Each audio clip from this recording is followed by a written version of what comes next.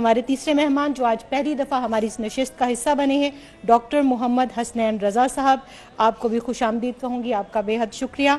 अल्हम्दुलिल्लाह हम्दन कसीरन अम्मा बाद फ़अऊज़ु बिल्लाहि मिनश शैतानिर बिस्मिल्लाहिर रहमानिर रहीम। इस्लाम एक मुकम्मल जामिया निज़ाम हयात का नाम है। अब इसकी हमागिरियत का अंदाज़ा इस बात से लगा दे कि ये हमारे तमाम शोबाजात पर गुफ्तगू करता है। आज हमारा जो गुफ्तगू का टॉपिक है वो इन्फाक फ़ी सबीलिल्लाह है।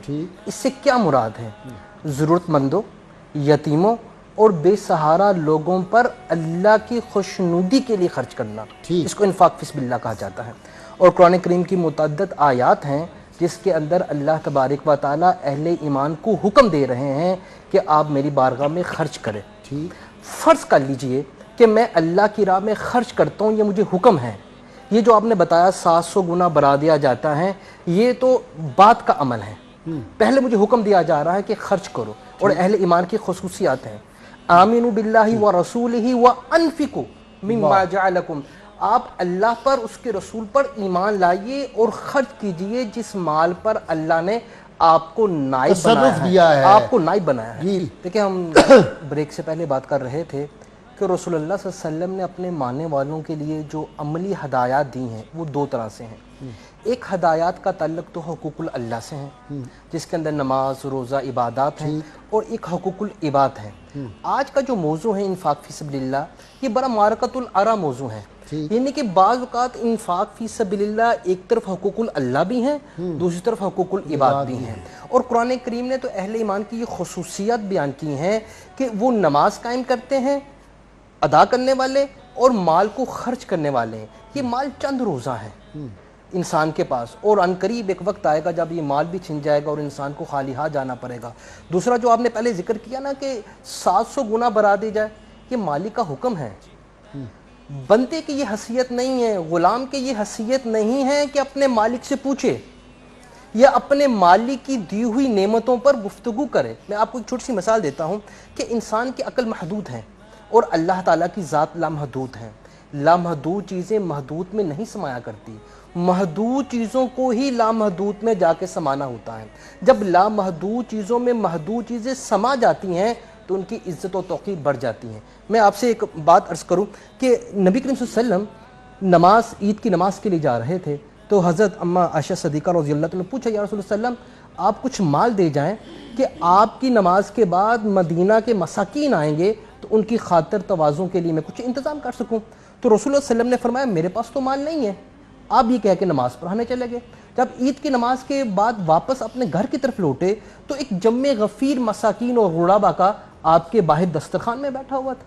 आपने उम्मुहातुल मोमिनीन हज़रत आयशा सिद्दीक़ा रज़ियल्लाहु अन्हा से पूछा कि तुम्हारे पास माल कहाँ से आया? फरमाया, हज़रत सैयदना उस्मान गनी रज़ियल्लाहु तआला ने आपकी तमाम उम्मुहातुल मोमिनीन को एक एक ऊँट बीमा सामान के साथ तोहफे में भेजा है। तो आप जरा अल्फाज पर गौर करें कि रसूलुल्लाह सल्लल्लाहु अलैहि वसल्लम ने उस दस्तरखान पे खड़े होकर कहा कि ए अल्लाह, मैं उस्मान से राज़ी हुआ, तू भी उस्मान से राज़ी हो जा। ये इन्फाक फ़ी सबीलिल्लाह था जिसकी वजह से रसूलुल्लाह सल्लल्लाहु अलैहि वसल्लम ने जी, आपने तो खुद शुरू में फरमाया कि तुम उस वक्त तक नेकी को नहीं पा सकते जब तक अपनी पसंदीदा चीज़ खर्च करो।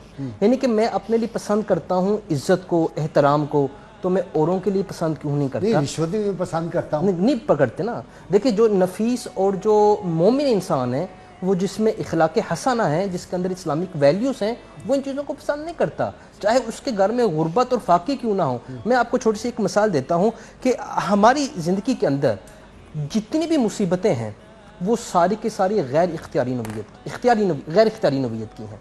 मैं बीमार हूँ, बीमार होने के बाद मैं कोशिश तो कर सकता हूँ बीमारी से सेहतयाब होने की तरफ, लेकिन मेरा इस पर इख्तियार नहीं है।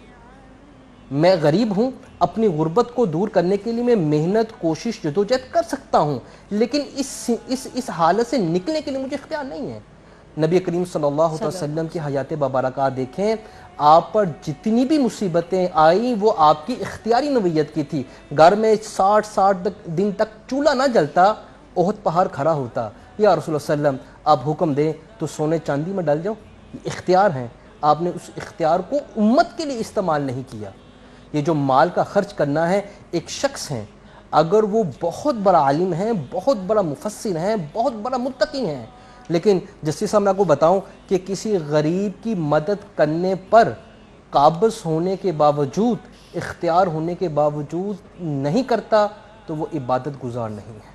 بالکل صحیح، بالکل ماں باپ کو ہنس کر دیکھنا بھی یہ بھی صدقہ ہے، یہ بھی راہ خدا میں خرچ کرنا، کسی کی مدد کرنا، اور خاص طور پر آج اس پینڈیمک صورتحال کے اندر انفاق فی سبیل اللہ کی اہمیت اور بڑھ جاتی ہے۔